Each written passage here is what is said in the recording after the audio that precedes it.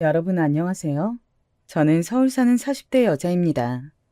매번 듣기만 하다 저도 이렇게 제보하게 될 줄은 몰랐어요. 여러분은 가족이 무슨 의미인가요?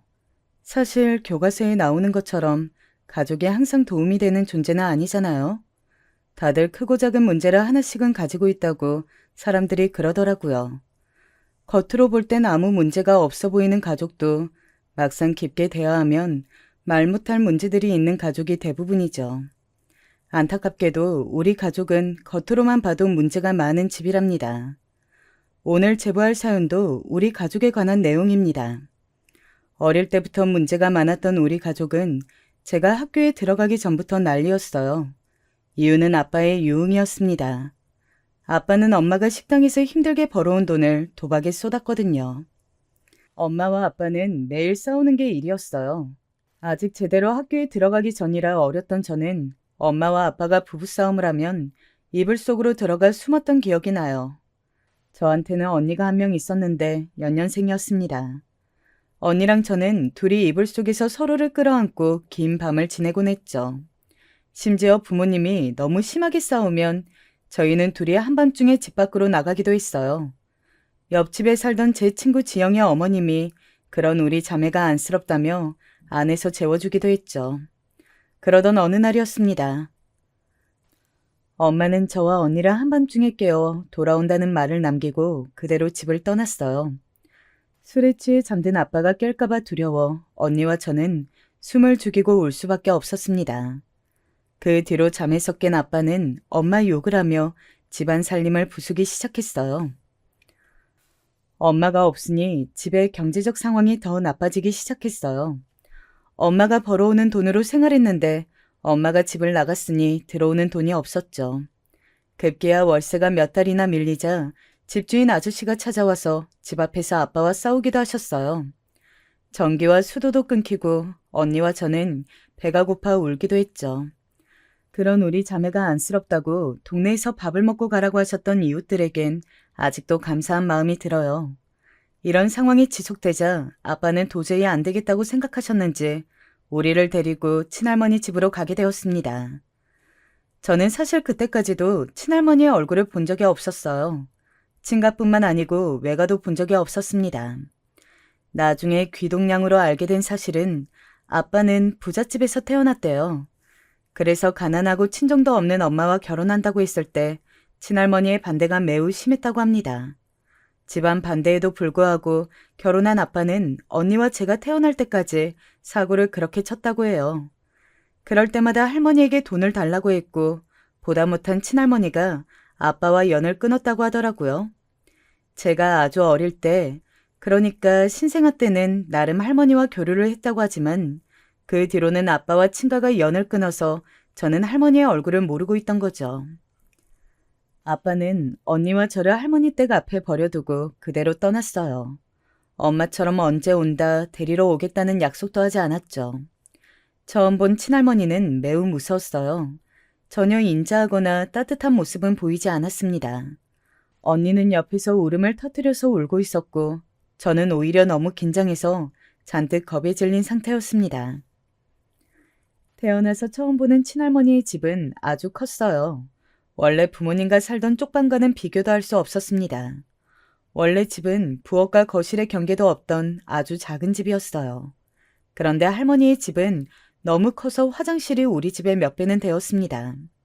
얼떨결에 씻고 나왔더니 파출부 아줌마가 밥을 차려주셨어요. 너무 굶주린 상태였고 제대로 된 밥을 처음 먹어서 허겁지겁 먹었습니다. 밥을 다 먹고 남은 방에서 잘 때까지 할머니는 언니와 저를 보러 오지 않았어요. 우리는 엄마랑 아빠가 버렸어. 엄마도 아빠도 둘 다 우릴 버린 거야. 현지야, 어떡해? 우리 이제 고아야.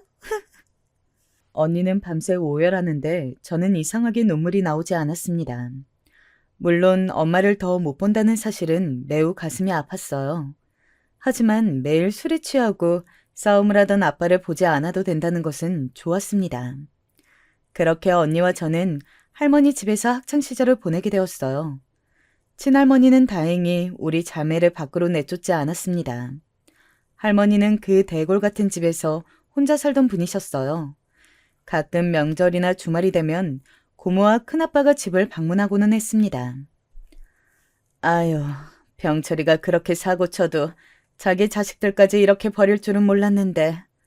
은지랑 현지 너희도 고생이 많다. 엄마, 그래도 애들은 받아주셨네요?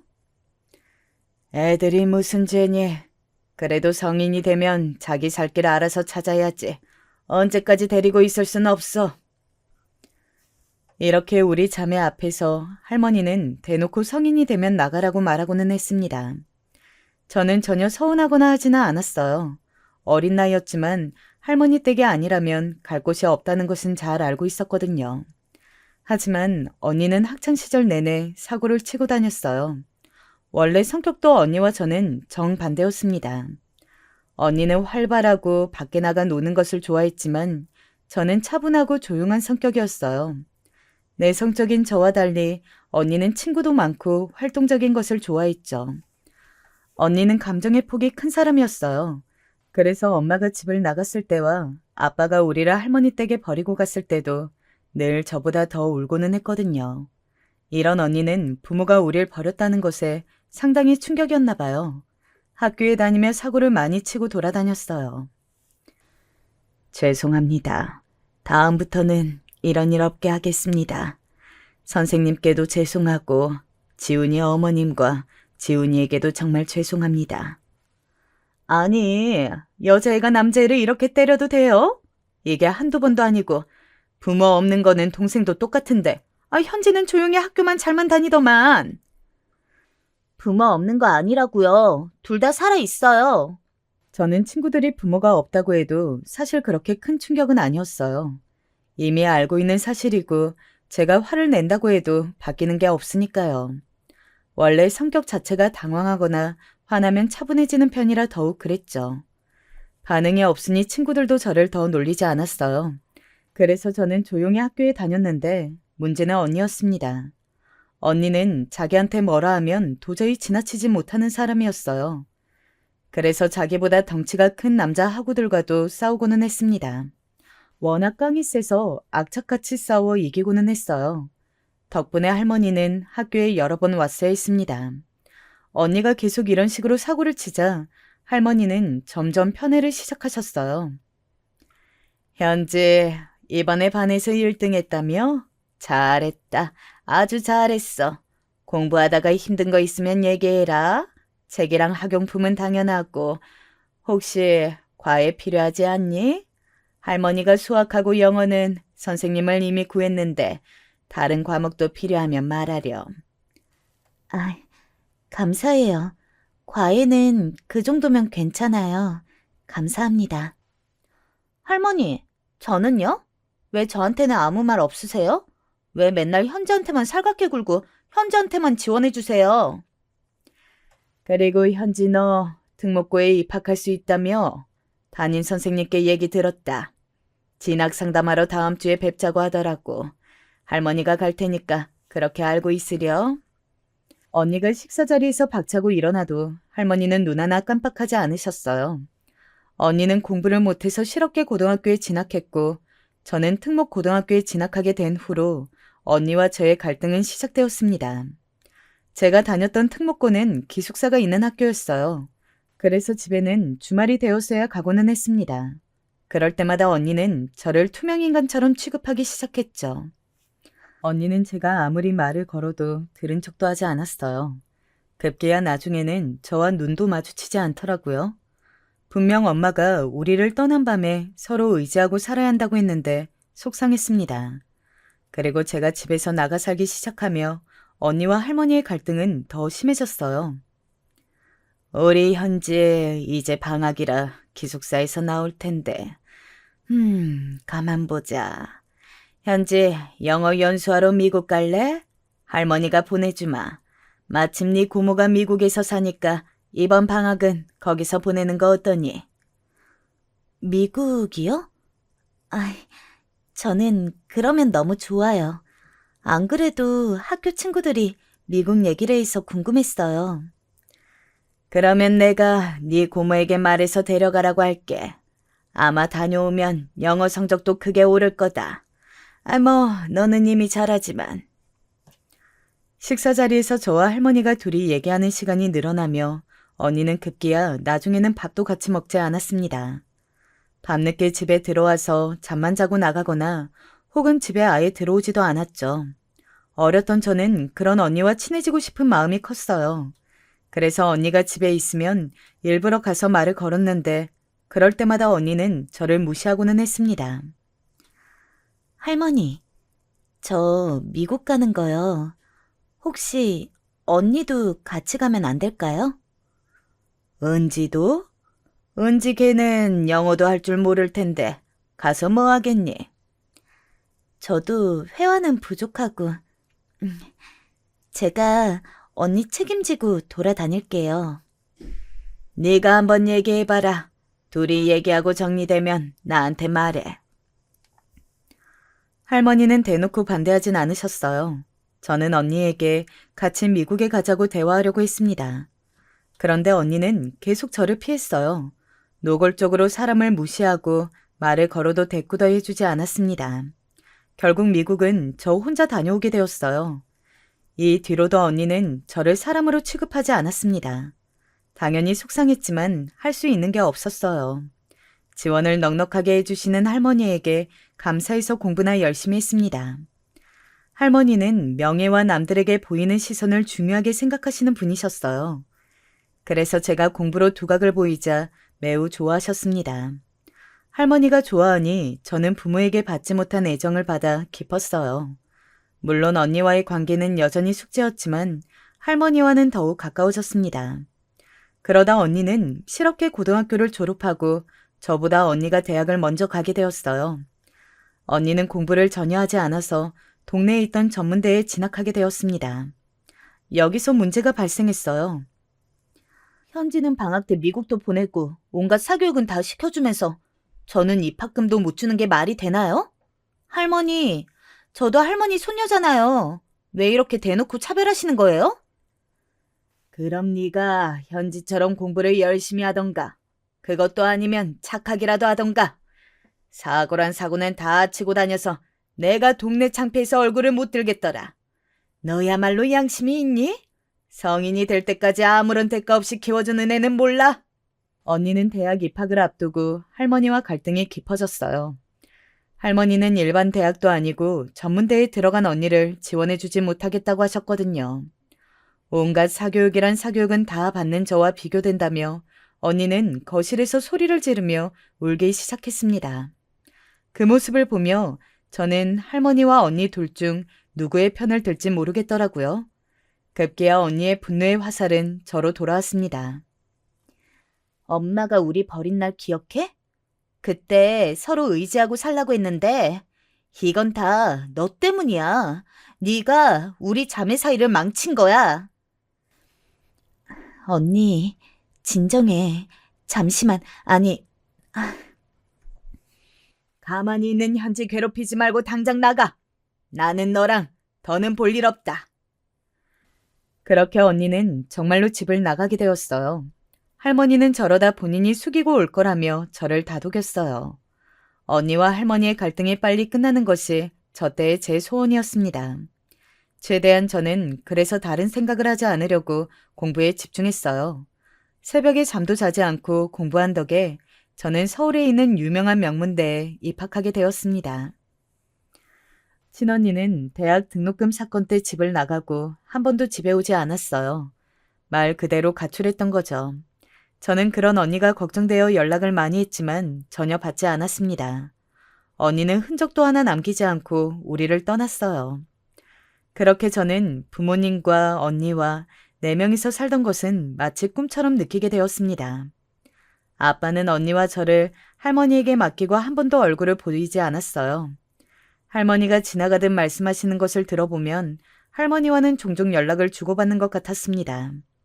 하지만 제가 아빠를 볼 수 있는 방법은 없었어요. 대학을 입학한 저는 새로운 환경에 적응하느라 바빴어요. 그래서 언니를 잠시 잊고 있었습니다.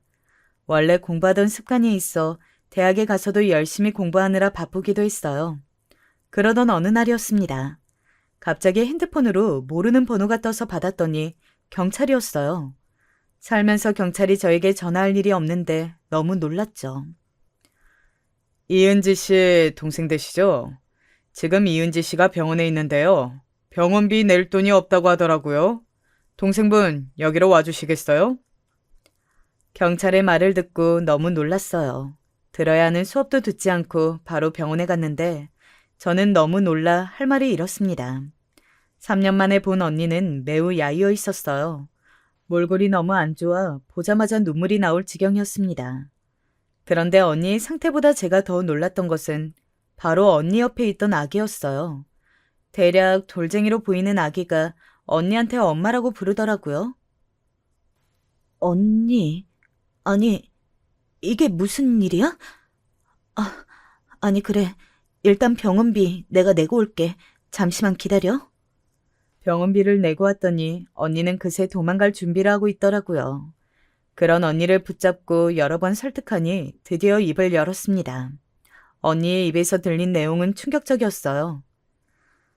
전문대는 결국 입학금 못 내서 못 갔어. 공장에 돈 벌러 갔다가 거기서 어떤 남자를 만났어. 너도 내가 애정 결핍이 있던 것은 알지?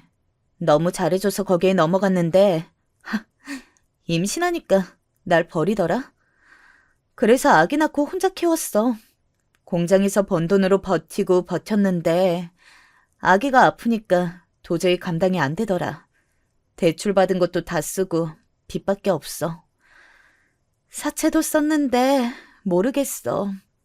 현지야, 언니 힘들어. 힘든데 너 생각만 나더라. 할머니한텐 도저히 연락할 수는 없었어.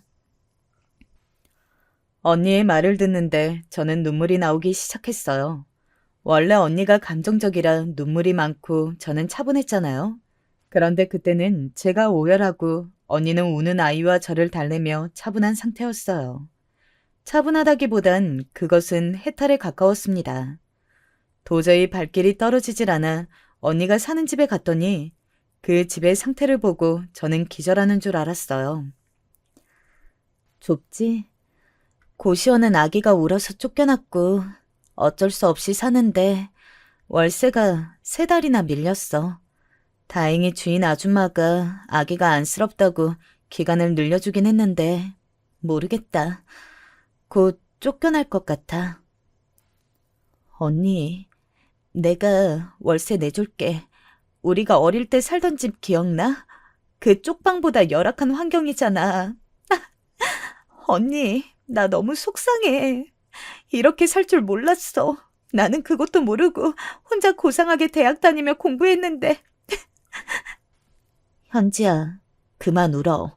언니가 오히려 미안해. 너한테 면목이 없어. 할머니는 항상 저보고 몸가짐을 똑바로 하라고 하셨거든요.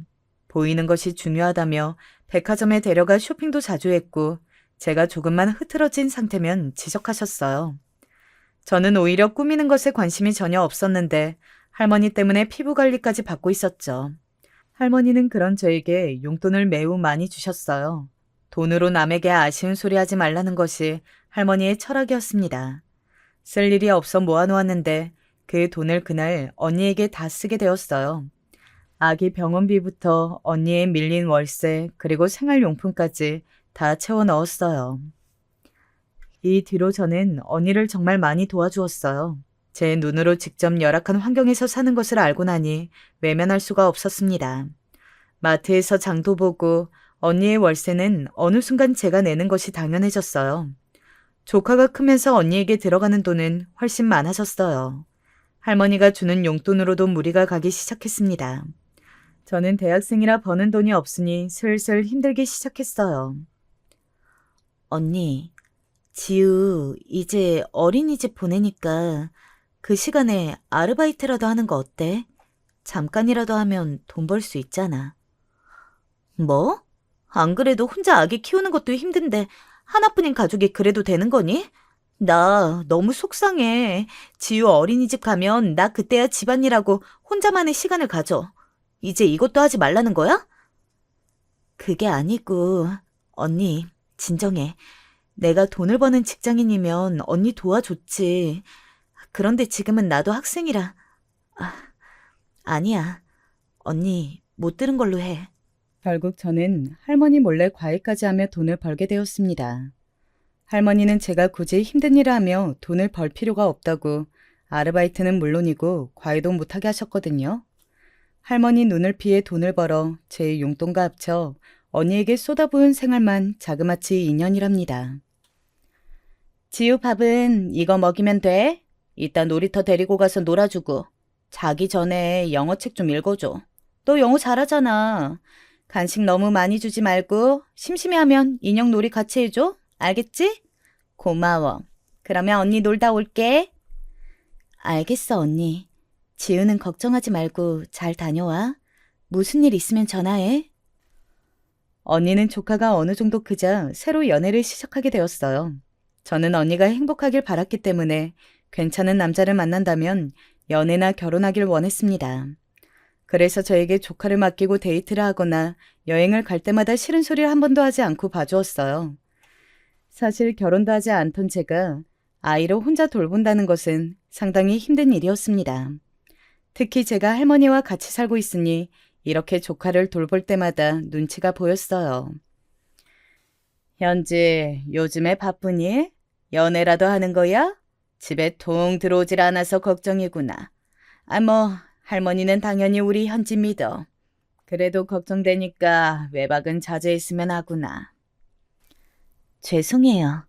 요즘 취업 준비하느라 바빠서 그랬어요. 앞으로 외박할 일은 없을 거예요. 할머니, 걱정시켜서 죄송해요. 조카를 돌보느라 외박하는 일이 잦아지자 할머니는 집에는 들어오라고 말씀을 하셨어요. 그래서 언니가 다음에 여행을 간다고 했을 때 처음으로 조심스럽게 거절했죠. 그러자 언니는 크게 화를 내기 시작했습니다. 가족이라고는 너밖에 없는데 어떻게 네가 이래? 부모도 없이 서로가 유일한 가족 아니야? 너는 할머니 있다 이거야? 할머니한테 용돈도 많이 받고 부족한 거 없으니까 됐다는 거지? 언니, 말을 왜 그렇게 해? 나 속상해. 그리고 언니가 지우를 데리고 가던가 혹은 밤에라도 집에 오면 되잖아. 나도 할머니 눈치가 보여서 그래. 그래도 할머니 돈으로 이렇게 언니가 살고 있잖아. 야, 됐어. 그러면 앞으로 도와주지 마. 유일한 가족이 이렇게 나와도 되는 거야? 우리 집에서 나가라고. 나 신경도 쓰지 마. 그냥 어디 가서 죽을 거야. 찾지도 마. 언니는 제가 이렇게 거절하면 항상 극단적으로 나왔어요. 저는 그게 힘들었지만 언니 말대로 우리는 부모가 버린 자식들이라 저도 언니와 연락을 끊기가 더 힘들더라고요. 속으로는 휘둘리지 않아야 한다고 생각해도 막상 언니와 조카가 사는 모습을 보면 마음 한쪽이 아팠습니다. 심지어 조카는 발달이 매우 느렸어요. 열악한 환경에서 자라기도 했고 언니가 조카에게 제대로 된 양육을 하지 않았거든요. 제가 보다 못해 데리고 다니며 건강한 음식을 먹일 정도로요. 그러다 저는 대학을 졸업하고 취업하게 되었습니다. 사실 저는 결혼에 관해 깊게 생각해 본 적이 전혀 없었어요. 연애도 한번 해본 것이 다였죠. 어릴 때 아빠가 워낙 책임감 없는 모습을 우리 앞에서 많이 보여줘서 남자에 대한 신뢰도 크지 않았습니다. 자라면서 할머니 밑에서 자라서 제대로 된 남자를 본 것은 큰아빠가 유일했어요. 그래서 연애하며 크게 즐겁지 않았습니다. 이런 제 마음과 달리 할머니는 제가 결혼하는 것을 원하셨어요. 옛날 뿐이라 대학을 졸업하면 바로 결혼해야 한다고 생각하셨죠. 매번 만나는 친구가 없냐고 물으셨는데 그럴 때마다 없다고 하니 급기야 선자리를 잡아오셨습니다. 부담스러워서 거절했는데 할머니는 계속 나가길 원하셨어요. 나도 이제 점점 몸이 예전 같지 않는 게 느껴져. 현진이가 결혼해서 자식을 낳는 것을 보고 죽고 싶구나. 미워도 핏줄이라는 게 얼마나 중요한지 아니? 나중에 너 혼자 얼마나 외롭겠니? 내가 여기저기 수소문해서 알아온 선짜리니까 나가봐. 할머니가 제 대학 등록금부터 용돈까지 다 지원해 주시는 것을 생각하니 참 죄송하더라고요. 이렇게 대기업에 취업하게 된 것도 다 할머니 덕분이었죠. 그래서 눈을 딱 감고 선자리에 나갔는데 생각보다 괜찮은 사람이었어요. 처음 뵙겠습니다. 이현지 씨 맞으시죠? 저는 정광철이라고 합니다. 만나서 반가워요.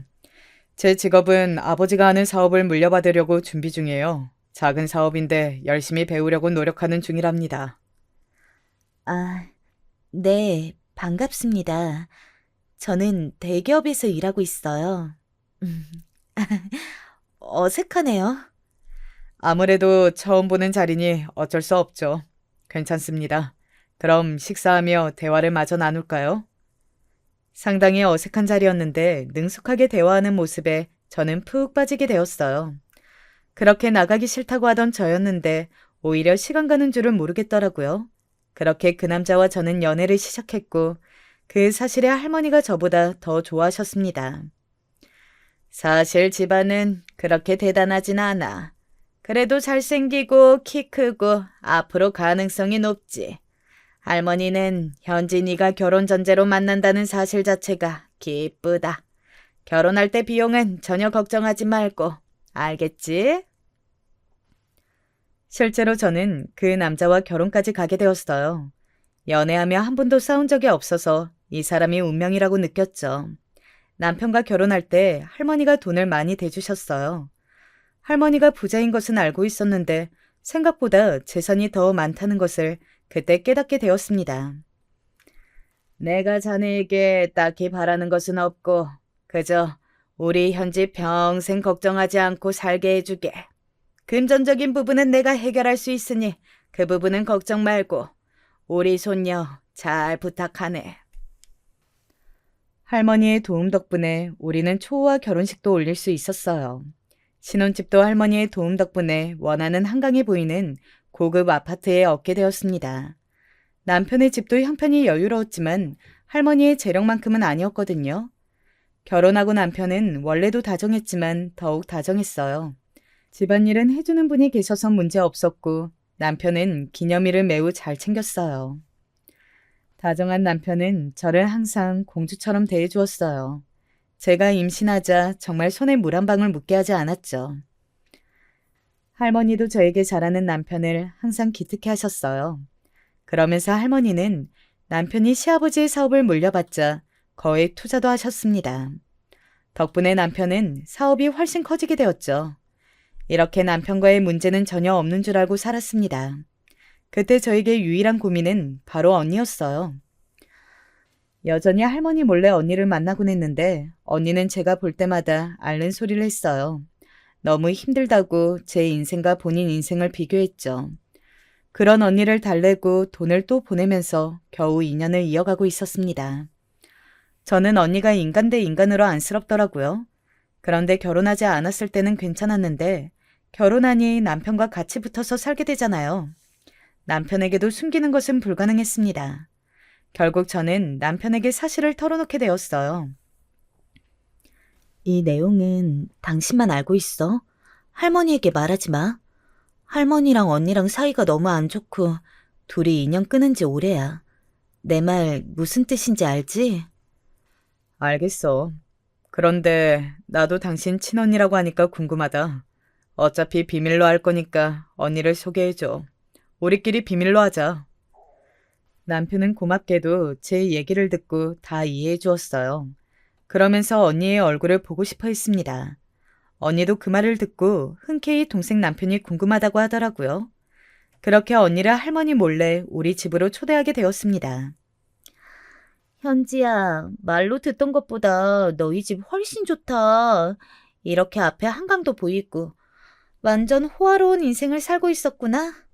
우리 집은 겨우 단칸방인데 똑같은 부모 밑에서 이런 극과 극 인생을 살다니. 언니, 왜 그래? 오늘은 그런 말 하지 말자. 언니 처음 우리 집 온 거잖아. 즐겁게 지내다가. 맞아요. 저 형, 너무 상심하지 마세요. 대신 우리 집 자주 놀러 오세요. 곧 아내가 출산하니까 같이 아기도 공동 육아하고 좋잖아요. 실제로 아이를 낳고 집에서 육아휴직을 하며 지낼 동안 언니가 자주 집에 찾아왔어요. 할머니가 워낙 우리 아이를 예뻐해서 할머니가 오시는 날도 많았습니다. 그런 날에는 미리 말해서 언니와 날짜를 조율하곤 했죠.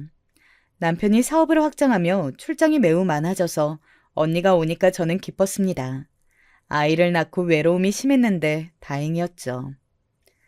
할머니는 실제 우리 딸에게 모든 지원을 아낌없이 해주셨어요. 그러면서 언니의 질투는 더 심해졌습니다.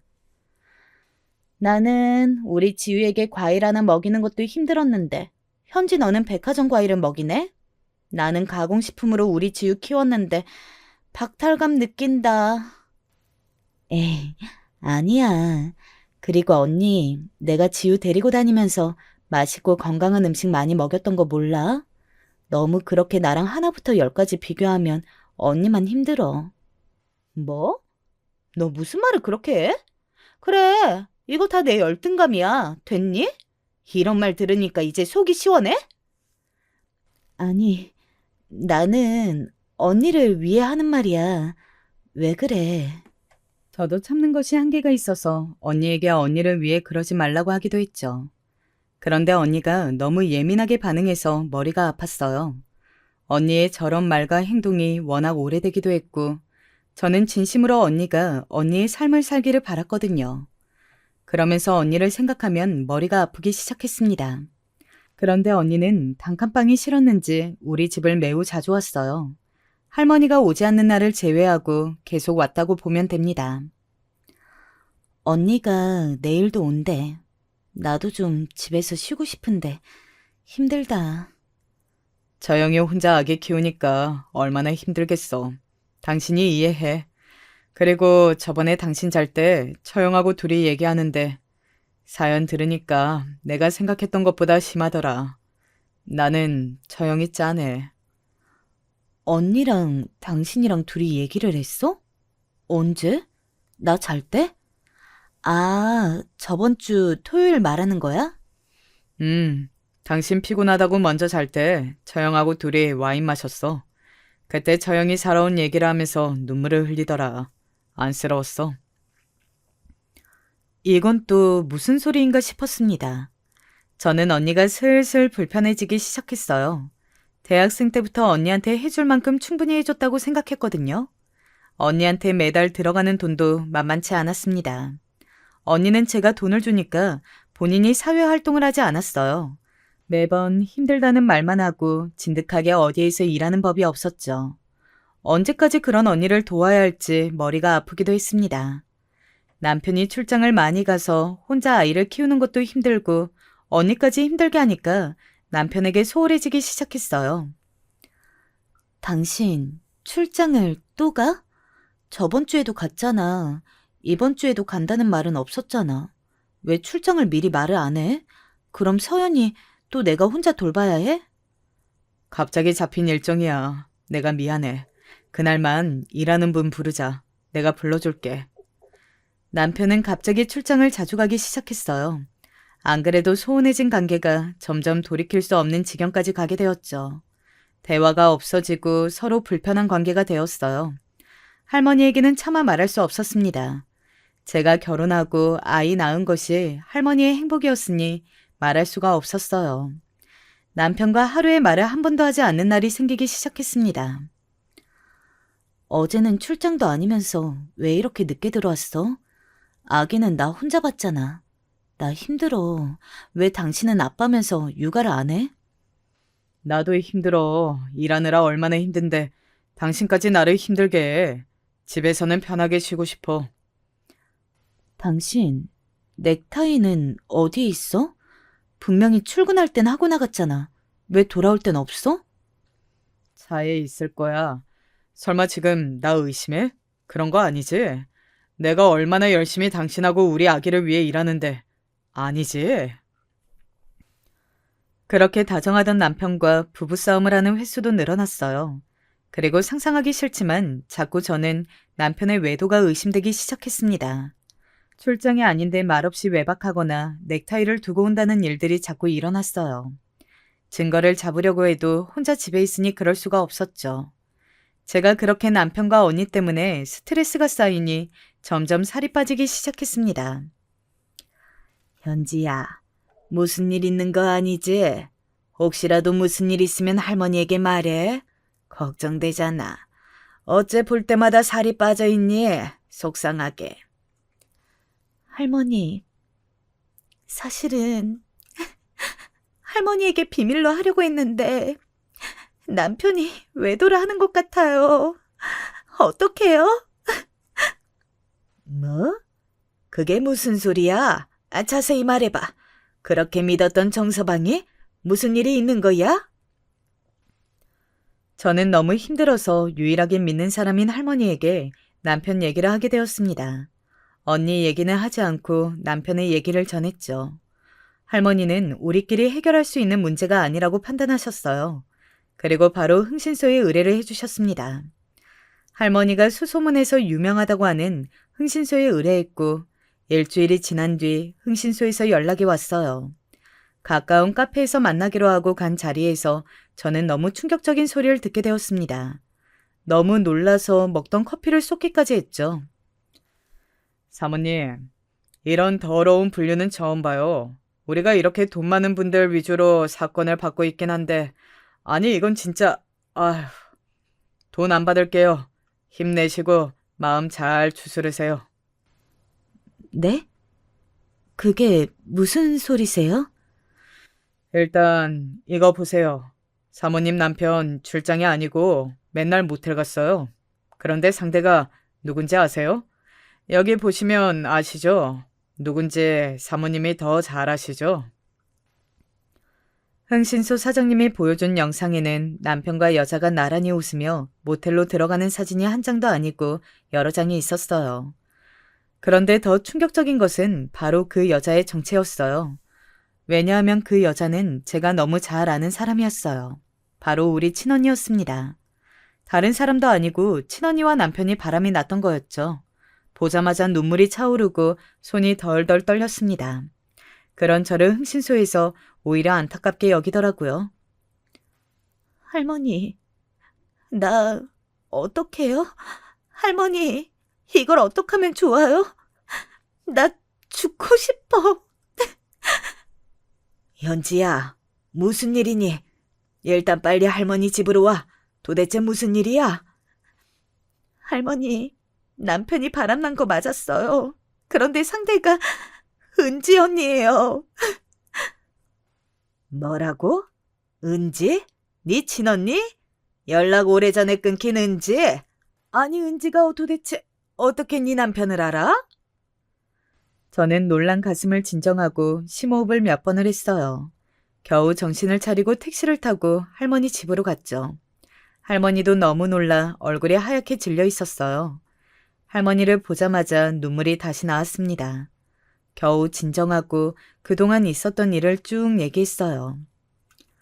할머니와 저는 둘이 끌어안고 한참을 울었습니다.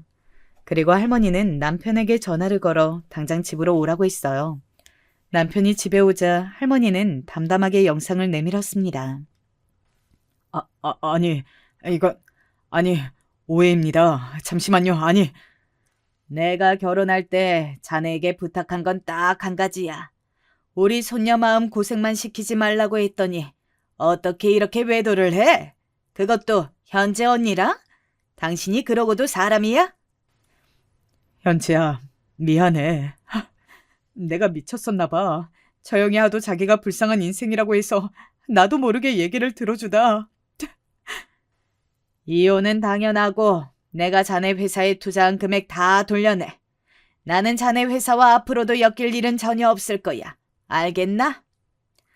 제가 잘못했습니다. 한 번만 봐주세요. 현지야, 내가 이렇게 무릎 꿇고 빌게. 미안해. 남편이 아무리 빌어도 저와 할머니는 흔들리지 않았어요. 오히려 괘씸한 마음이 들었죠. 할머니는 실제로 이혼 소송은 물론이고 그 이후에 남편 회사에 투자한 금액을 다 돌려받으셨습니다. 그 과정에서 법적 소송도 여러 개가 진행되었어요.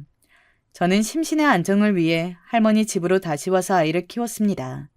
신혼집도 할머니 명의라 금방 처분했어요. 현지야, 언니가 미안해. 내가 미쳤었나 봐. 정말 미안해. 용서해줘. 제발. 나는 언니랑 살면서 더 얼굴 볼 일은 전혀 없을 거야. 나는 그동안 언니한테 할 만큼 충분히 했고 후회 없어. 우리 연락도 하지 말자. 현지야, 제발. 언니 너 없으면 어떻게 살아? 제발, 제발. 언니도 성인이고 나보다 나이도 많잖아. 그동안 내 돈으로 잘 먹고 살았으니 앞으로 언니 인생 알아서 살아. 그리고 매번 나랑 같은 배에서 태어났는데 왜 그러냐고 했지?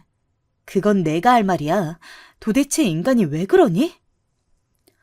언니에게 하고 싶은 말을 다 했더니 어찌나 속이 시원했는지 몰라요. 사건이 해결된 지금은 할머니와 아이를 키우며 평화롭게 살고 있답니다. 여기까지가 제 사연이에요.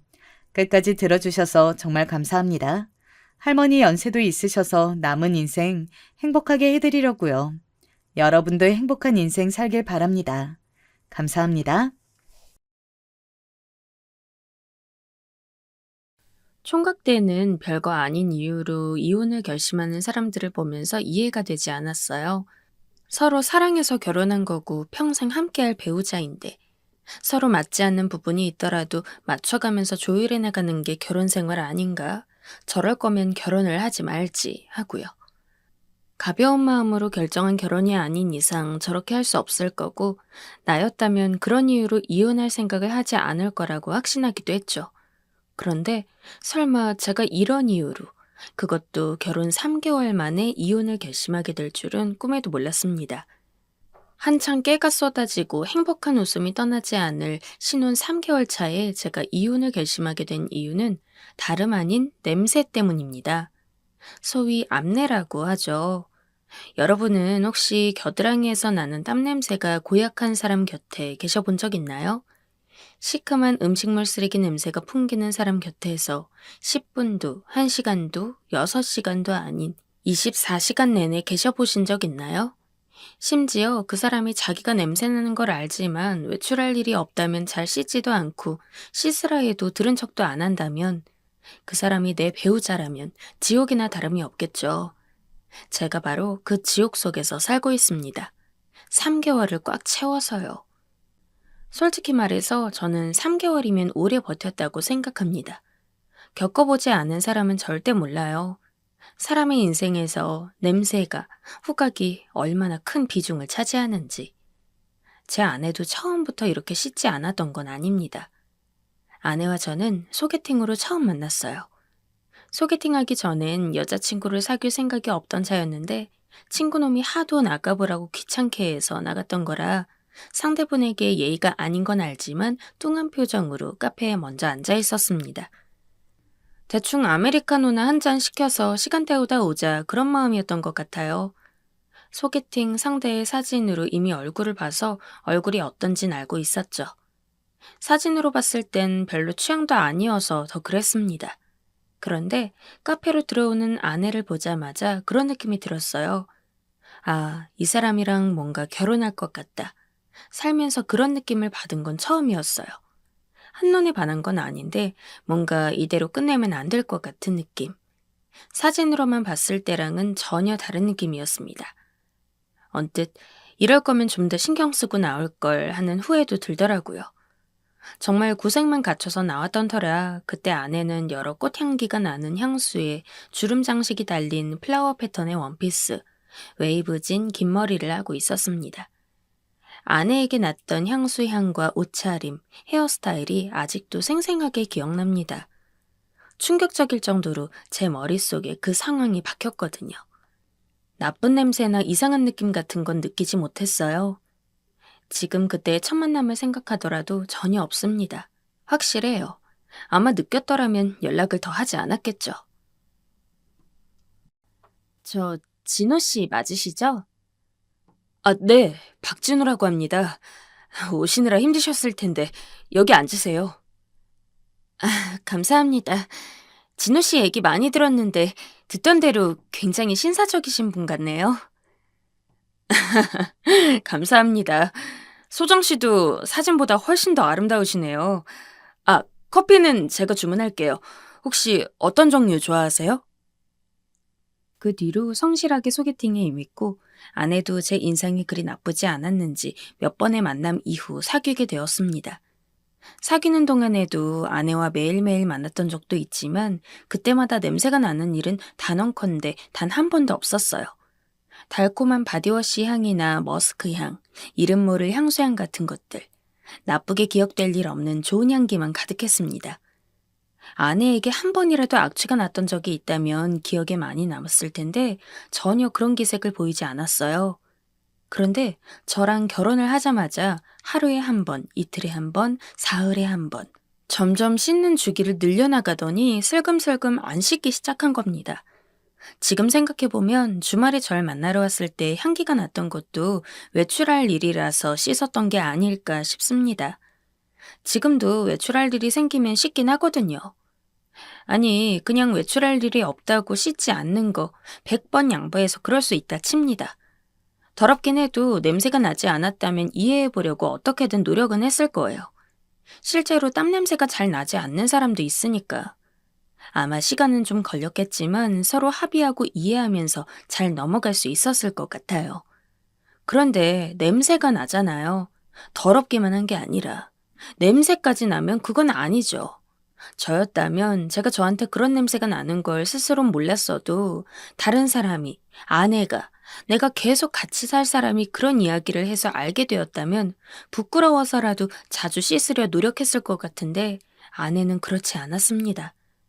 저는 이런 사람을 살면서 처음 본 것 같아요. 사실 처음에는 본인한테 냄새 나는 걸 본인이 잘 모르는 경우도 많으니까 아내도 그런 경우일 수 있겠다 싶었습니다. 그래서 혹시라도 아내가 수치스러워할까봐 겨드랑이에서 냄새가 좀 나는 것 같다, 씻는 게 어떻겠냐라는 말을 조심조심 돌려서 말했는데, 나도 알아. 근데 안 씻고 싶어서 안 씻는 건데? 씻는 거 너무 귀찮잖아. 자기도 이해해 줄 수 있지? 이제 우리 평생 같이 살 건데 그 정도는 이해해 줘야지. 뭐 어때, 부부 사이에. 자기도 이미 알고 있었다면서 아무렇지 않게 웃더군요. 어떻게 보면 뻔뻔하게 나오는 그런 말을 들으니까 사람이 말문이 턱 막히더라고요. 고민을 하다가 상처되지 않은 말들로 골라서 힘겹게 얘기했더니 이런 식으로 반응하니 뭐라고 대꾸해야 할지도 모르겠고. 내가 말을 했으니 좀 신경이 쓰일 테니까 최소한 이틀에 한 번, 사흘에 한 번은 씻겠지. 설마 안 씻겠어? 하고 넘어갔습니다. 좋은 말을 들은 것도 아니고 알고 있던 거라도 남의 입으로 얘기를 들으면 계속 생각하게 되잖아요. 그런데 아내는 그런 타입이 아니었나 봅니다. 그 뒤로도 달라진 게 없었어요. 날이 부쩍 더워져 실내에서 땀을 흘리는데도 전혀 씻지 않고 그러면서도 덥다고 민소매 티를 입고 근처에만 가도 음식물 쓰레기 냄새가 진도 가는데 아랑곳 않더라고요. 오히려 제가 냄새 때문에 아내를 슬슬 피하는 모습을 보이면 서운한 티를 내며 제게 투정을 부렸습니다. 자기야, 좀 섭섭하다. 내가 무슨 쓰레기도 아니고 어떻게 사람을 그렇게 피할 수가 있어? 자기 하나 믿고 결혼했는데 지금 나랑 뭐 하자는 거야? 그런 의도는 아니었는데 그렇게 느꼈다면 미안해. 근데 여보, 냄새가 나서 그랬어. 안 씻은 지 오래된 걸로 아는데 좀 씻는 거 어때? 아무리 귀찮아도 그렇지 사흘에 한 번은 씻어야 하는 거 아니야? 머리 좀 봐. 머리에 무슨 식용유 발라놓은 것처럼 맨들맨들거리잖아. 그리고 한 침대에서 한 이불 덮고 자는 나도 생각해줘야지, 여보. 정말 섭섭하고 서운할 사람이 누군데. 그래도 그때는 누군가가 대놓고 저를 피하는 기색을 보인다면 저 역시 섭섭한 마음이 들었을 테니까 아내에게 사과했습니다. 그리고 좀 씻는 건 어떠냐고 말을 꺼냈어요. 그런데 돌아오는 반응은 역시나 거절이었습니다. 조금 더 서운함이 담긴 말과 함께요. 정말 실망이다. 남편이면 이런 거 좀 이해해줘야 하는 거 아니야? 내 라이프 스타일이 이런데 어떡하라고. 자기가 주말에 일찍 일어나는 게 싫은 것처럼 난 씻는 게 너무 귀찮아. 나도 주말에 우리 데이트하고 싶어도 자기 일 힘든 거 이해하니까 데이트 가자고 자기 조르는 일 없었잖아. 내가 뭘 해달라고 했어? 아니면 하지 말래? 그런 거 없었잖아. 부부는 맞춰가는 거라는데 자기는 어떻게 그렇게 이해도 못해? 그거랑은 좀 다르지. 그리고 나도 여보가 주말에 놀러 가고 싶다고 말했으면 매번 좀 힘들어도 최대한 그렇게 하려고 했을 거야. 이번 주말에 놀러 가자, 그럼. 근데 그러면 여보도 씻으려는 노력 정도는 해야 하는 거 아니야? 부부는 서로 맞춰가는 거라며. 그런데 왜 여보는 자기 방식만 고집하려고 해? 아내는 제 말을 듣고는 한참 동안 저를 바라만 보더니 방으로 들어가 버렸습니다. 결혼 전엔 저희가 싸움을 하더라도 가족 문제로 싸우지 않을까 했는데 설마 냄새로 첫 부부싸움을 할 거라는 생각은 못했어요. 그렇게 저희의 첫 부부싸움이 끝났습니다.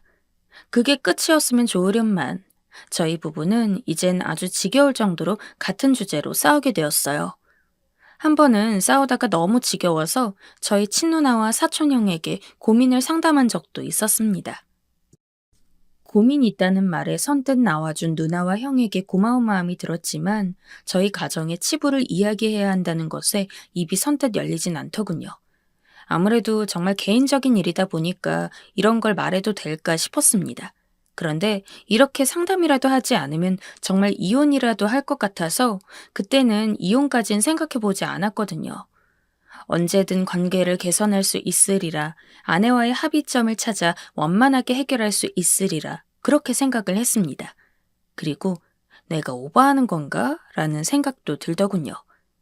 사람들이 각자 다른 환경에서 살다 보니 서로 틀린 게 아니고 다를 수도 있는 건데 무조건 내 입장에서 생각하는 게 아닌가 그런 의심이요. 그래서 상담을 한번 해볼까 했던 거고, 그리고 형과 누나 모두 결혼한 사람들이라 비슷한 문제를 겪어본 적이 있지 않을까 하는 마음도 있었어요. 확실한 해결책을 갖고 있을 것 같은 믿음이랄까? 평소에도 제가 고민을 이야기하면 곧잘 들어주고 해결책을 잘 제시해 주었거든요. 제가 또 한참 뜸들이니까 형과 누나가 한잔하고는 제게 이렇게 말했습니다.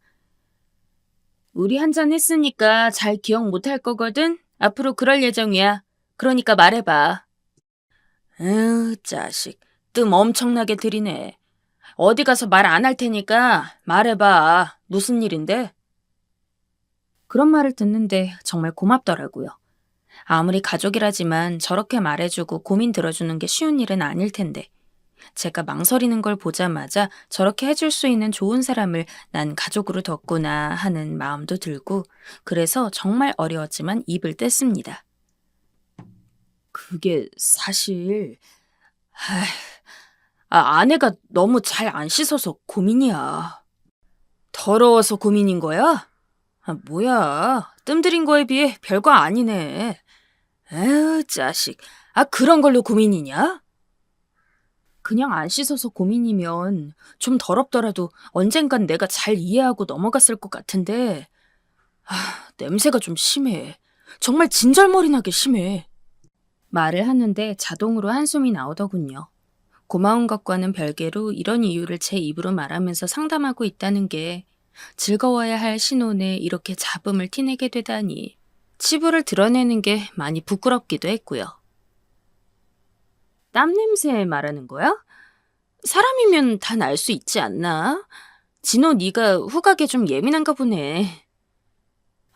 그냥 나는 게 아니라 형이랑 누나가 겪어보지 못해서 그래. 사람이 사는데 후각이 이렇게 중요한 건지 나 처음 알았어. 진짜 거의 매일 이 문제로 싸우는 것 같아. 스트레스도 엄청 받고. 에휴, 나도 이제 그만 싸우고 싶은데. 말은 그렇게 했어도 뭔가 가벼운 문제가 아니라는 걸 알았는지 형과 누나가 한참 동안 말이 없더라고요. 어이없다기보단 어디서부터 조언을 해야 할지 그런 걸 고민하는 느낌이었습니다. 거기서도 참 저를 많이 생각해준다는 걸 느꼈던 것 같아요. 그리고 누나가 제게 말했습니다. 형은 듣고 있기로 포지션을 정한 것 같아요. 진호야, 부부는 서로 이해하고 감싸 안을 줄 알아야 하는 거야.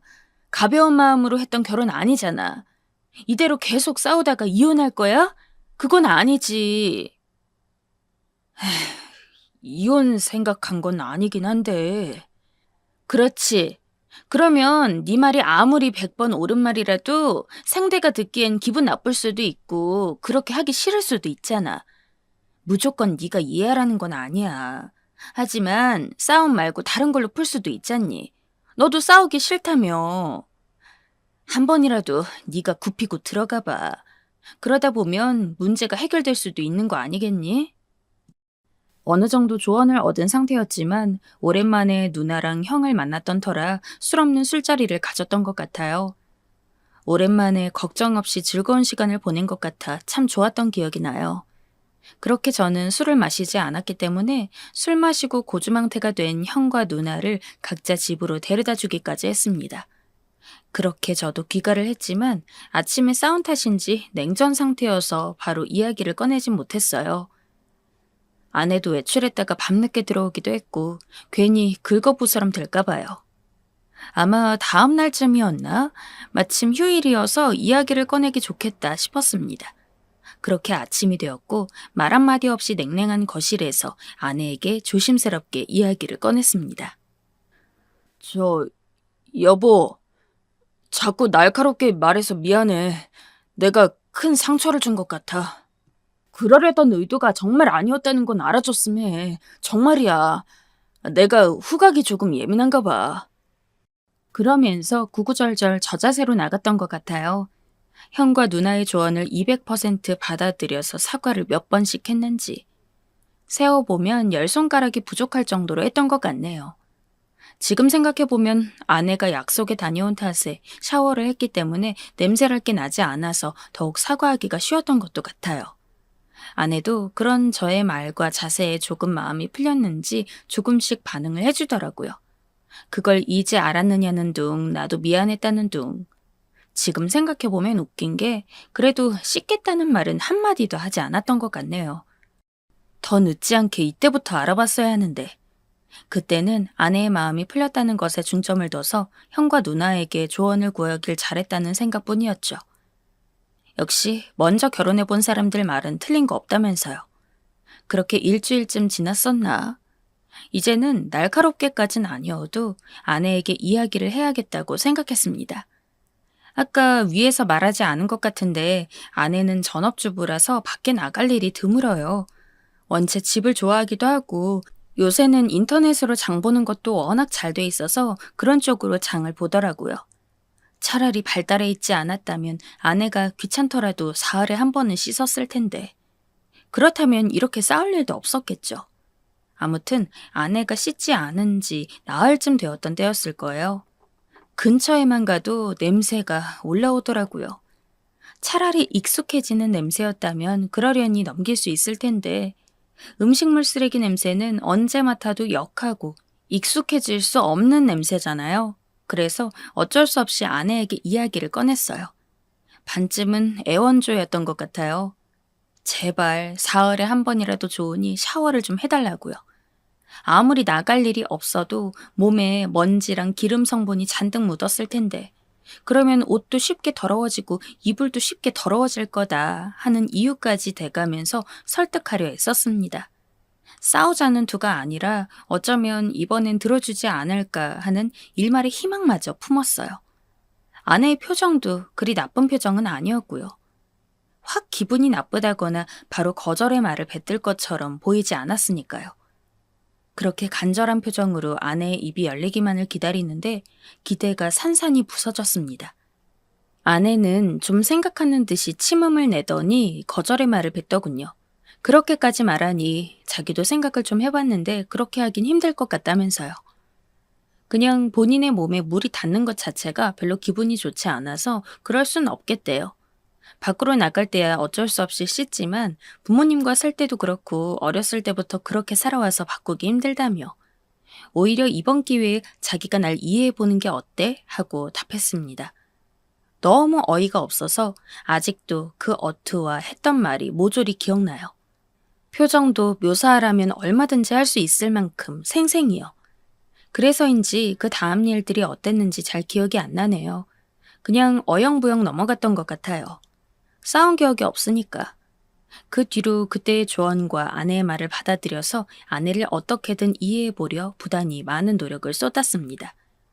이혼 생각은 없었고 아내는 그런 냄새만 아니라면 참 좋은 사람이었거든요. 그렇게 2달쯤을 꾹꾹 참다 터져버렸습니다. 저는 아마 죽어도 냄새에는 익숙해질 수 없을 것 같아요. 익숙해지고 싶은 마음도 이젠 사라졌고요.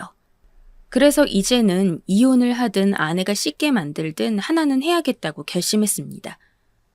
저자세로 나가는 것도 정도가 있지. 한치도 양보할 생각 없는 사람에게 저자세로 나가봤자 그냥 그 사람의 뜻대로만 하게 되는 것밖에 더 되나요? 지금 생각해보면 아예 조언을 받으러 가지 말 걸 그랬어요. 괜히 시간만 낭비한 것 같네요. 정말 내가 참아보려고 노력 많이 했는데 도저히 안 될 것 같아. 씻든지 이혼하든지 결정해. 난 이렇게 냄새나는 사람이랑 못 살아. 당신이 돼지야? 그냥 우리에서 먹고 사는 돼지들이랑 당신이 뭐가 달라? 무슨 얘기 하나 했더니 그거 이미 끝난 얘기 아니었어? 대체 이 얘기로 몇 달을 끄는 거야? 자긴 지겹지도 않아? 내 삶의 방식이라고 누누이 말했고 이제야 날 이해한다고 생각했는데 그렇게 한참 동안 설전을 벌였습니다. 아내는 아내대로 저는 저대로 한치의 양보도 없이 싸늘함이 느껴지는 말들만 주고받았던 것 같아요. 결국 그날 결론이 나지 않았고 그렇게 일주일 동안 매일 눈을 마주치기만 하면 싸웠네요. 아내도 지친 건지 저에게 정이 떨어진 건지 어느 날 그렇게 말하더라고요. 좋아. 그렇게 이혼하고 싶으면 그렇게 해. 이혼해줄게. 근데 그러려면 나한테 이 집 줘. 아무리 생각해도 억울하고 원통해서 안 되겠어. 내가 뭘 그렇게 잘못했다고 나한테 이혼해달라고 연부를 외워? 부모님이랑 살 때도 냄새가 난다는 말을 들어본 적이 없는데 혼자 유난이나 떨고. 나 이 집 정도 받는 거 아니면 억울해서라도 이혼 안 해. 못해. 누가 보면 제 유책 때문에 이혼하는 줄 알 정도로 당당한 태도였습니다. 참, 아내와 살던 3개월이 제 평생을 통틀어서 가장 어이없을 일이 많은 때라고 봐도 무방해요. 특히나 이렇게 어이가 없어서 말문이 막혀본 게 인생을 통틀어 3번쯤 되려나 싶은데 그 3번이 모두 다 아내 때문이었으니까요.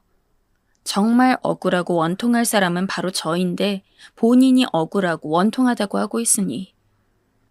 부모님 얘기를 했는데 부모님이 딸한테 너한테 냄새 나니까 씻어라 할 일이 사실 전 없을 것 같거든요. 게다가 부모님과 살 땐 저와 연애할 시기이기도 했고 결혼 전엔 회사를 다녔으니 매일 씻을 수밖에 없기도 했고요. 매일 씻으니까 당연히 냄새가 안 날 거 아니에요. 많이 안 씻어봤자 이틀 정도일 거고 냄새가 심하게 나지 않았을 거예요. 말을 하실까 하다가도 어차피 내일 씻을 텐데 하고 삼키셨을 것 같고요. 그래서 일단은 절대 집 못 준다고 못을 박아두고 그러면 법대로 하자. 나는 이혼 소송을 진행하겠다 대답했습니다. 아내에게 남아있던 마지막 정이 저 말로 모두 다 소모된 것 같은 기분이었습니다. 요새는 이혼 전문 변호사를 알아보는 중입니다. 부모님께 무슨 말을 해야 할지 막막하지만 결국 저를 이해해 주실 거라고 믿고 있습니다. 그런데 문득 드는 생각이 정말 아내의 주장처럼 제 잘못일까요? 저는 도저히 모르겠습니다. 여러분이라면 몇십 년 동안 상대방의 몸에서 나는 음식물 쓰레기 냄새를 맡으면서 결혼 생활을 해나갈 자신이 있으신가요? 특히 절대 말로는 설명하지 못할 겨드랑이에서 나는 암내는 정말 지옥 같습니다. 제 사연을 들으시는 분들은 뭐 그것 가지고 라고 하시는 분이 있겠지만 정말 저 지옥에서 사는 것 같습니다. 제가 그 냄새를 어떻게든 견디면서 스트레스를 받건 구역질을 하건 이혼 얘기를 꾹꾹 삼켰어야 하는 건지 아니면 제가 예민하게 군 건지 이제는 아무것도 모르겠네요. 여러분, 저 잘한 거 맞을까요? 막상 이혼하려니 두렵기도 하네요. 평생 누구한테 해 한 번 안 끼치고 살아왔다고 자부할 수 있는 제가 결혼한 지 얼마 안 돼서 겪었던 그 일들은 진짜 참기가 힘들더군요. 알게 모르게 저도 민폐 끼치며 살아왔을지도 모르지만 적어도 누구 눈에 피눈물 나게 하며 산 적은 없는데 말이에요. 결혼이 잘못되었다고 생각이 들었지만 그래도 꾸역꾸역 참으려던 저를 완전 절벽 끝으로 밀어버린 인간들이 여전히 생각납니다. 저는 결혼한 지 얼마 안 되어서 이상한 낌새를 눈치채게 되었고 그때 혹시나 싶어 남편에게 묻게 되었어요. 제 질문에 남편은 당황했는지 어이없어 했고요. 여보, 혹시 당신 바람 펴? 아니. 미선아, 대체 무슨 말이야 그게 뜬금없이. 당시 우리 부부는 집 구할 형편이 되지 않았던 남편 때문에 시어머니와 한 집에 같이 살고 있었는데요. 초반에 다소 불편하기도 했고 아기를 가졌던 저는 입덧으로 몸이 무척 힘들었지만 나름 할 도리를 하면서 지내고 있었어요. 한창 신혼이자 임신 초기였던 시기에 남편의 야근이 잦더니 자켓에서 이상한 영수증이 나온 겁니다. 무슨 모텔이라고 적나라하게 적혀 있길래 저는 부들거리는 손을 겨우 잡고 말을 건 것이었어요. 묻는 저부터도 좀 당황스러웠지만 정말 깊이 의심 같다면 묻지도 못하고 한참을 더 지켜봤을 거예요. 하지만 임신 중이었던 저는 어떻게든 남편을 믿고 싶었고 그렇기에 정면으로 물어본 것이었어요. 저는 모텔 영수증을 남편에게 내밀었고 남편은 그걸 보자마자 이해할 수 없는 반응을 하더라고요. 그러면서 줄줄 설명하는 내용을 들어보니 과장님과 늦게까지 술 마시다가 둘 다 술에 떡이 되었고 상사분을 그냥 두고 갈 수 없어 모텔에 모시고 자기도 같이 있다가 왔다는 겁니다. 집에 혼자만 들어올 수 없었다면서요. 얘기를 들어보니 그럴만하기도 했고 살짝 안심이 되면서도 한편으론 여전히 개운치 않았어요. 사실 제 입장에선 그런 영수증을 보고 놀랐으니 물을 수 있었던 건데 남편은 약간 정 떨어진다는 말투로 저에게 짜증스레 말을 하더군요. 구구절절 듣고 있자 보니 나름 의문이 해결되긴 했어도 짜증스러워하는 남편을 보니 머리 뒤쪽에 새삼 땀이 나는 듯 무안해지더라고요. 이후로는 남편이 몇 번 늦거나 출장을 간다거나 회식이 잦다고 해도 저는 별다른 말을 할 수 없었어요. 그렇게 크게 무한하게 야단을 듣고 나니 무슨 말을 걸어도 괜히 밖에서 일하는 남편을 의심하는 예민한 여자처럼 느껴질 것 같더라고요. 한번 그 말을 입에 댔다고 저는 대단한 대역죄인이 되어버려서 그 이상 말을 붙일 수 없었고 남편은 집에 와서 저만 보면 맨날 피곤하다며 방에 들어갔어요. 헌데 그러던 어느 날 저는 점점 만삭으로 치닫고 있었고 그날따라 배 뭉침이 너무 심하고 갈비뼈가 쓸리듯 아팠어요. 어쩔 수 없이 썩 사이가 편하지 않은 상태인 남편에게 전화를 걸었죠. 아무리 그래도 남편이니까, 애기 아빠니까 제가 이렇게 아픈 상황을 돌보고 병원이라도 데려가야 하는 게 당연한 거니까요. 그래서 전화를 했는데 웬일로 친절하게 받는가 했더니 자세히 보니 또 술을 마시는 중이었어요. 그때는 이제 막 저녁 9시쯤 된 것 같았는데 완전히 취해서 발음도 제대로 못하는 겁니다. 기분이 너무 나빴지만 꾹 참고 숨을 내쉰 다음 다시 말을 잇게 되었어요. 여보, 나 지금 상태가 너무 안 좋아. 집으로 좀 와봐. 배가 너무 아파. 그래? 근데 어떡하지? 나 지금은 못 들어가는데. 누구 다른 사람 없어?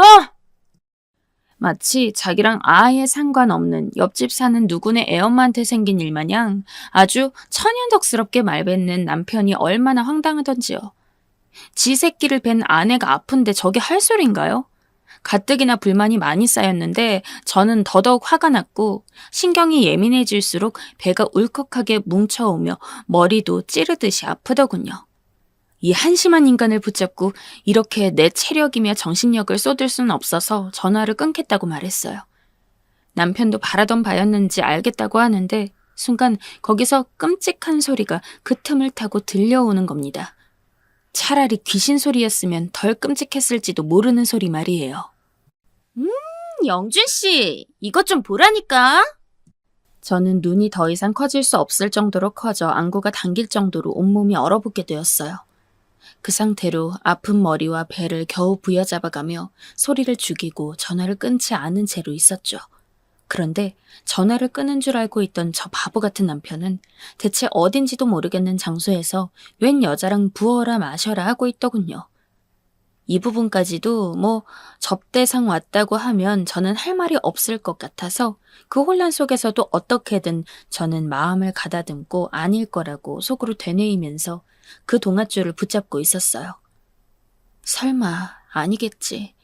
이렇게 곧 아기를 낳을 부인이 있는데 바람필 리가 없을 거야 하고 생각을 바꾸려 하는데 귓속으로 들려오는 여자 목소리는 계속 볼륨이 커지는 겁니다.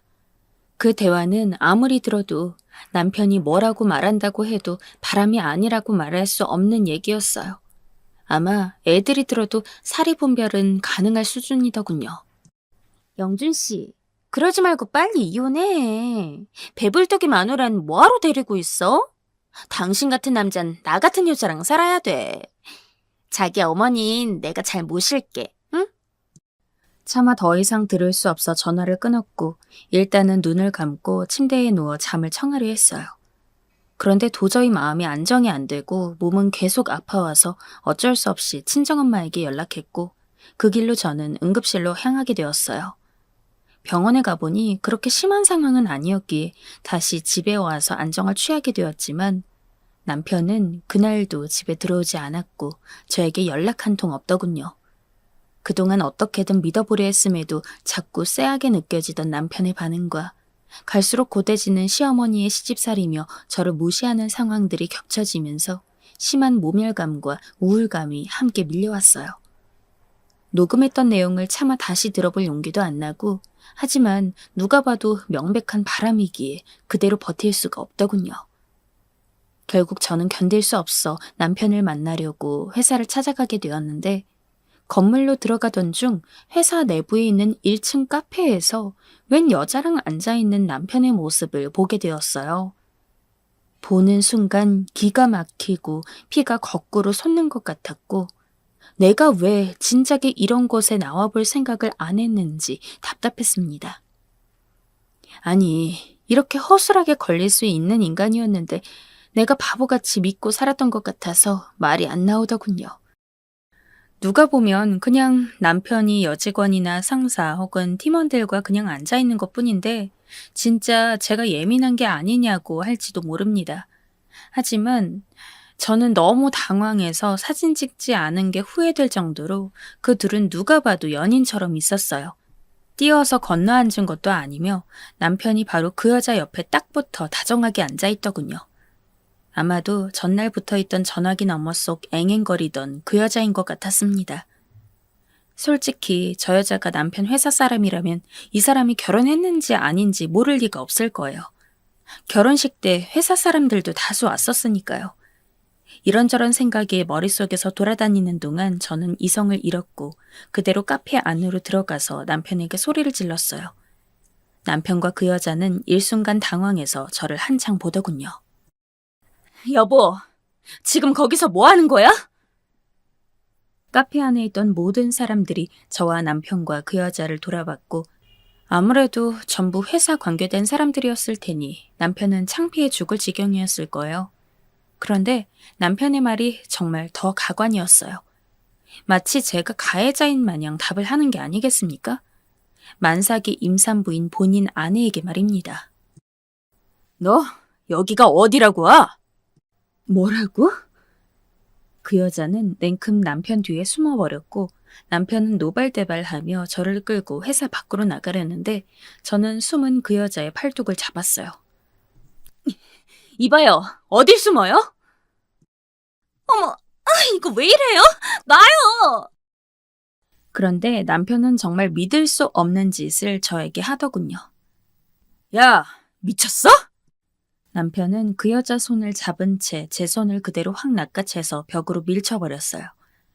벽에 부딪혀서 멍한 눈으로 기대 있는 저를 얼굴도 잘 모르는 카페 점장 같은 분이 뛰어나와서 잡아주시더라고요. 제가 부딪힌 벽 부분 쪽에서 차를 마시고 계시던 여자분들, 남자분들도 일어나더니 저를 붙잡아 주셨고요. 말이 안 나가는 저를 대신해 저랑 아무 상관도 없는 그분들이 남편을 비난하기 시작했어요. 그 남편분 아니십니까? 이렇게 배가 나온 임산부한테 뭐 하는 짓이에요? 세상에, 애기 엄마가 회사까지 쫓아오게 만들다니. 둘 다 미친 거 아니에요? 이날 한 공간에서 처음 마주한 사람들도 이렇게 내 편을 들어주는데 가족이랍시고 같이 가정을 꾸린 남편은 저를 세상 혐오스런 물건을 보듯 쳐다보며 제 앞에서 계속 여자를 감싸며 당장 꺼지라는 게 아니겠어요? 울 기운도 없어 축 처져서 걸어 나오는 저를 회사 직원이신 듯한 여성분들이 뛰어나오셔서 택시를 잡아주셔서 감사히 타고 들어왔는데요. 그날 저녁 집으로 들어온 남편은 어디서 뭘 두드려 맞은 사람처럼 정신이 제대로 나갔는지 저에게 길길이 뛰며 소리를 질렀습니다. 엄마, 나 얘랑 안 살아. 얘 당장 나가라고 해. 내가 얘 때문에 오늘 회사에서 얼마나 개망신 당했는지 알아? 들어와서 치맛자락을 붙잡고 빌 거라는 생각도 안 했지만 진짜 이 사람 어쩜 이럴 수가 있는 건가요? 시어머니까지 저한테 손가락질하면서 막말을 해대는데 저는 너무 스트레스 받아서 몸이 너무 아팠습니다. 이게 아주 서방을 뭘로 보는 거야? 몸뚱이가 그 지경이니 남자가 밖으로 돌지. 너 그럴 거면 당장 네 친정엄마한테 가버려. 어떻게 자기 손주, 자기 아들을 품은 며느리이자 아내에게 저런 말을 할 수 있을까요? 아무리 임신했다고 하지만 저는 키도 평범한 160cm였고 막달 임산부라고 해도 그렇게 살이 많이 찌지 않아서 병원에서도 어느 정도 먹어야 한다고 하실 정도였어요. 임신 중 너무 스트레스를 받아서 잘 먹지도 못하고 토하기만 하고 그저 배만 좀 나왔을 뿐인데 이런 저한테 몸뚱이니 뭐니. 이전에 남편 전화 속으로 들려온 그 여자도 제가 임신했다고 배불뚝이라고 해대질 않나. 정말 아이만 아니었다면 저는 극심한 스트레스에 밀려 무슨 판단을 했을지 모릅니다. 더는 견딜 수 없어서 그 길로 짐을 대강 싸서 택시를 타고 친정엄마 댁에 왔고 엄마께는 걱정 끼치고 싶지 않아 거짓말을 했어요. 엄마도 사는 게 힘드시거든요. 시어머니가 위독하셔서 남편이 모시고 병원에 갔어. 나 그 집에 혼자 있는데 몸이 계속 힘들어서. 엄마, 신세 좀 져도 돼? 엄마는 자세한 사정은 모르지만 걱정스러운 얼굴로 알겠다 하셨고 저는 그렇게 친정엄마 댁에 있었어요. 아기를 낳기까지 정말 얼마 안 남았는데 갑자기 모든 게 무섭고 다 세상 서럽더라고요. 이대로 남편도 없이 애를 낳으러 가야 하는 게 아닌가 절망하고 있는 사이 남편으로부터 연락이 왔어요. 번호가 뜬 순간 놀라기도 하고 분노가 끓으면서도 그래도 전화를 한 걸 보니 지도 생각을 좀 했나 보다 싶더군요. 그런데 남편의 반응은 정말 상상 초월이었습니다. 야, 잔말 말고 너 빨리 이혼해 주는 게 좋을 거야. 뭐? 이혼이라뇨? 제가 뭘 어쨌다고 이혼이란 소리를 들어야 하는 겁니까? 남편은 뭐라고 대답을 하려는 제 말을 막고 무조건 이혼 얘기만 해댔고 황당해하던 차에 갑자기 누가 재빠르게 전화기를 낚아채더군요. 이봐요. 누구세요? 나 몰라요? 당신이 내 손목 완전 비틀어놔서 나 아파 죽겠는데 치료비 줄 거냐고요? 정말 눈앞이 노래지더군요. 남편과 좋다고 앉아있던 그 상간녀였습니다. 대체 남편 눈에 제가 얼마나 바보 같았으면 그 여자 앞에서 저를 얼마나 무시해놨으면 자기 주제도 생각 안 하고 감히 저런 말을 하는 걸까요? 저는 점점 머리가 이상해질 지경이었어요. 가뜩이나 임신 말기라 여러모로 챙길 것도 많고 마음은 불안해서 쿵쿵거리는데 남편과 이 여자는 하루가 멀다 하고 저한테 전화를 해대면서 자꾸 이혼을 해달라. 안 그럼 무슨 명예훼손죄로 고소를 한 해 만에 회사에서 뒤집은 걸 다 책임을 묻겠다는 둥 말 같지도 않은 요구를 해댔죠. 그러길 꾹 참고 있던 중에 저는 결국 남편도 없이 친정엄마의 손을 잡고 병원에 이끌려 출산을 하고 말았습니다. 스트레스가 너무 심해서 그런지 예정일보다 아이가 빨리 나왔고 엄마는 도대체 시어머니가 얼마나 아프시길래 남편이 와보지도 않느냐며 화를 내셨죠. 그런 엄마께 저는 그저 피곤하니 나중에 얘기하자 말밖에 할 수 없었고요. 겨우 기운 차리고 엄마에게 이런저런 이야기를 했고 엄마는 결국 못 참고 시댁에 가서 다 뒤엎고 오셨어요. 하지만 시어머니는 역시나 뻔뻔했고 심지어는 그 집에 그 상간녀도 같이 와 있었다는 거예요. 이미 상간녀는 그 집의 며느리가 되어 있었던 겁니다. 여러분, 상상이 가시나요? 이 얘기를 듣고 있으니 제 처지가 너무 비참하고 모든 게 싫어서 조리원으로 옮겨가 있는 동안도 얼마나 몸살을 앓았는지 모릅니다. 밤마다 울며 비명을 지르고 우울증으로 견디지 못해서 내가 어쩌자고 저런 인간 애를 낳았는지 돌아갈 수만 있다면 전으로 돌아가고 싶었어요. 그렇게 어렵게 저는 아기를 데리고 친정으로 왔고 건강이 매우 좋지 않았기에 집에 누워있고 산후도우미님과 친정엄마가 아이를 봐주고 계셨어요. 엄마는 연신 제 걱정을 하시고 거기다 화병까지 오셨는지 몇 번이나 울컥하셔서 체하기도 했고요. 그런 모습을 보고 있자니 제가 죄인인 것 같고 아기 생각을 하면 그러면 안 되는데 그냥 다 끝내버리고 싶더라고요. 남편은 자기 자식이 태어났건 말건 안중에도 없었고 제가 친정으로 들어온 걸 알았는지 끝도 없는 이혼 맹공격을 해대기 시작했어요. 너 이혼 안 해주면 너 우리 회사 와서 난리친 거 다 책임 물을 거고 잘릴 뻔한 것까지 다 위자료 물릴 거야. 좋게 말할 때 떨어져 나가, 어? 솔직히 이게 말도 안 되는 소리처럼 들리긴 했지만 저는 그럴 기력이 없었고 정말 간신히 줄잡고 있는 사람을 어떻게든 내치려는 걸로 보이더군요. 보다 못한 친정엄마가 이혼하라고 하시고 저도 이대로는 정말 제 명에 못 살 것 같았어요. 매일같이 울면서 제 품을 파고드는 아기를 보는데 이해만 없었으면 하고 싶다가도 이해 덕분에 내가 죽지 않고 살았구나 싶더군요. 저와 아이가 그나마 살아가기 위해선 저 지긋지긋한 남편과 이상한 상간녀로부터 벗어나야 했기에 결국 이혼을 하게 되었어요. 제가 도저히 이혼을 안 할 수가 없었던 것은 상간녀가 남편으로부터 제 번호를 알아냈는지 밤낮으로 저를 조롱하고 협박해댔기 때문이에요. 몽고집으로 아직도 영준 씨 옆에서 본천 노릇하고 그러고 앉아있는 거예요? 좋은 말 할 때 이혼해 주라고요. 여자가 적당히 빠질 줄도 모르고 그렇게 벨도 없으니 남자들이 지겨워하지. 저는 으악하며 괴성을 지르며 핸드폰을 던져버렸고 얼마 안가 합의 이혼에 이르게 되었어요. 제가 그렇게 아기를 낳은 직후여서 모든 게 필요하고 힘든 게 아니었다면 한 2, 3개월만이라도 더 지난 다음에 그런 일을 겪은 거라면 아주 조금은 이성적인 대처를 해서 그 둘에게 난리칠 수 있었을지도 몰라요. 하지만 그럴 상황이 전혀 안 되었고 몸도 마음도 엉망진창이었고 출산 직후에도 위험한 상태였기 때문에 절대 안정이 필요했어요.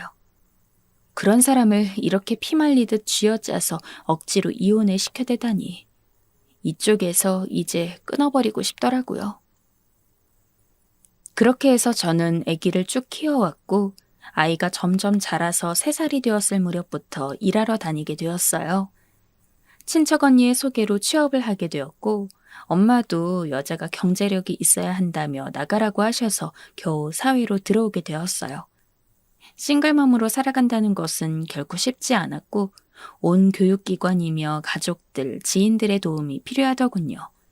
아무리 사회 흐름이 좋아졌다지만 절 보는 시선은 여전히 좋지 않았는데 저처럼 결혼했다가 혼자 되신 분이 회사에 계셔서 그나마 조금은 이해를 얻을 수 있었어요. 아이를 데리러 나가야 해서 조금 일찍 퇴근할 때에도 상황을 봐주셨고 아프다고 하면 그날 휴일을 쓸 수 있게 해주시고 어린이날이면 아이 선물이라며 조그만 간식을 선물로 주시는 섬세한 분이었어요. 그런데 글쎄 그분이 어느 날 저에게 교제를 신청해 온 겁니다. 솔직히 저는 너무나 당황스러웠고 저 같은 싱글맘이 뭐가 좋다고 그러시는지 이해가 안 가서 몇 번이나 거절을 했어요. 회사를 옮겨야 하나 생각을 하던 중 저를 소개시켜준 친척 언니의 이야기를 들어보니 그 상사분은 이혼이 아니라 사별을 하셨다더군요. 신혼일 무렵 아내가 병을 얻어서 일찍 숨을 거두게 되었고 두 분 사이에 아이가 없었다는 거예요. 그렇게 아이를 원하셨다던데 그래서 가끔 제가 어쩔 수 없이 아이를 데리고 회사에 갔을 때 그리 예뻐해 주셨나 싶어서 조금 마음이 약해지더군요. 결국 우리는 그 후로 얼마 지나지 않아 교제를 하게 되었고 친정엄마는 이상하게 이 교제를 반대하지 않으시더라고요. 할 수 있으면 다시 결혼해서 네 삶 살아. 대신 잘 살아야 해. 네 인생이니까 말이야. 엄마는 대신 못 살아줘. 그 말에 한참을 생각하면서 저도 여러 부분에서 다짐을 하게 되었고, 재혼을 해서 1년 정도 지나 딸아이를 낳아 키우게 되었어요. 아이들끼리 터울이 나는 것도 있고 딱히 재혼 가정이라는 느낌이 들지 않을 정도로 잘 지내오고 있었어요. 그럭저럭 저는 요즘의 삶에 만족하고 있고 평생 혼자 살아가려고 입술이 찢어지도록 악물었던 그때를 떠올리니 참 사람 일은 모른다는 생각을 하게 되었죠. 그런데 사람 일은 알 수가 없다는 것을 최근에 다른 모양새로 또 겪게 되었지 뭡니까? 얼마 전 밤중에 모르는 번호로 전화가 걸려왔길래 처음에는 무시하고 꺼버렸는데요. 이상하게 반복해서 계속 같은 번호로 오길래 아무래도 지인인가 싶어서 전화를 받았어요. 그런데 그 대상은 제가 전혀 예상치도 못했던 사람이었죠. 윤미선 씨 맞지? 맞냐고! 네? 제가 윤미선인데 그쪽은 누구세요? 당신 뭐 하는 거야? 영준 씨랑 같이 있지? 솔직히 말해봐. 세상에, 얘기를 쭉 들어보니 바로 전 남편과 바람피고 저를 그렇게 못살게 굴던 상간녀였어요. 저는 남편과 이혼을 한 이후로 완전히 연락을 끊었고 아이에 대해서 아무것도 책임지고 싶지 않다는 괘씸한 말과 함께 양육권도 포기해버린 인간과 제가 무슨 연락을 더 할 게 있겠어요. 그렇게 도도하게 남편 팔짱을 끼고 저를 훑어보던 상간녀가 자기 남편이 된 지 10년이 다 되어가는 인간을 왜 저한테서 찾고 있는 거랍니까? 그것도 술에 만취한 상태로요. 이봐요. 무슨 정신 나간 소리를 하는 거예요. 지금 누구한테 전화한지는 알아요? 그 인간을 왜 나한테 찾냐고요? 근데 그 뒤에 나온 말은 더 얼척이 없었어요. 이걸 멍청하다고 해야 할지, 쌤통이라고 해야 할지. 그럼 거기 안 갔나 보네? 이봐, 윤미선 씨. 이 인간, 이런 인간이었어? 뭔 말인가 싶어 불쾌한 기분인 상태로 일단 계속 귀를 기울였는데 정말 짠하기 그지없는 사정이었어요. 이 사람 집에도 안 들어오고 시어머니는 왜 이렇게 생명이 질긴지 맨날 아파 죽겠다면서 몇 년째 날 죽일 때 잡아. 당신 어떻게 이런 집에서 참고 살았냐? 이제는 막 손찌검도 해. 나 진짜 살기 싫어. 이건 뭐 가관도 뭣도 아니더군요. 그나마 나랑은 같이 산 지 2년도 안 되어 손찌검을 했으니 바람핀 당신은 10여 년 가까이 시간 지나 손찌검을 했으면 그래도 너는 더 사랑했나 보다 하고 위로를 해줘야 하는 걸까요? 옛말에 자기 손으로 원수 갚지 말라고 그냥 놔두고 물 흐르듯이 살면 원수의 시체가 저기서 둥둥 떠내려오는 걸 볼 거라는 어느 나라 명언이 생각나더군요. 사실 저는 뭐 그렇게 대단한 위인도 아니고 그런 꼴을 차분히 기다리겠다고 있던 것도 아니에요. 조금이라도 생각했다간 정말 죽을 것 같아서 억지로 떨쳐버리고 제 삶에 집중했을 뿐인데 이렇게 알아서 자기네 소식을 저한테 알려오다니요. 술주정에 뒤섞인 저 여자의 한을 들어보니 전 남편은 그렇게 술독에 찌들어 살고 회사도 변변찮은 곳으로 옮겨서 벌이도 시원찮은 모양이에요. 그러면서도 뭐가 잘났다고 그렇게 밖으로 도는 건지. 아무튼 그 상간녀는 죽지 못해서 산다고 하는데 이제야 제가 겪었던 지옥을 맛보나 싶더군요. 저는 그냥 이대로 제 삶에 집중하고 싶고 그렇게 막 행복하지도 그렇다고 전혀 불행하지도 않는 삶이지만 계속 앞만 보며 열심히 살아갈 생각입니다. 진짜 복수는 저들이 망하고 자시고 뭣도 아니라 그저 제가 저에게 만족한 삶을 사는 것이니까요. 혹시나 저처럼 뭔가에 시달려 죽기 전 길목까지 가셨던 분들이 있다면 그 싸울 대상보다는 자기 자신에게 집중하자고, 나는 그만큼 소중하다고 말씀드리고 싶어요. 저도 그렇게 마음먹고 일어나기까진 수년이 걸렸기에 쉽게 할 수 있는 이야기는 아니에요. 다만 세상에는 억울하고 힘든 일이 너무 많기 때문에 거기서 살아남으려면 자기만의 맷집을 키워야 스스로를 지킬 수 있겠더군요. 다들 건강하시고 평안한 날 되시길 바랍니다.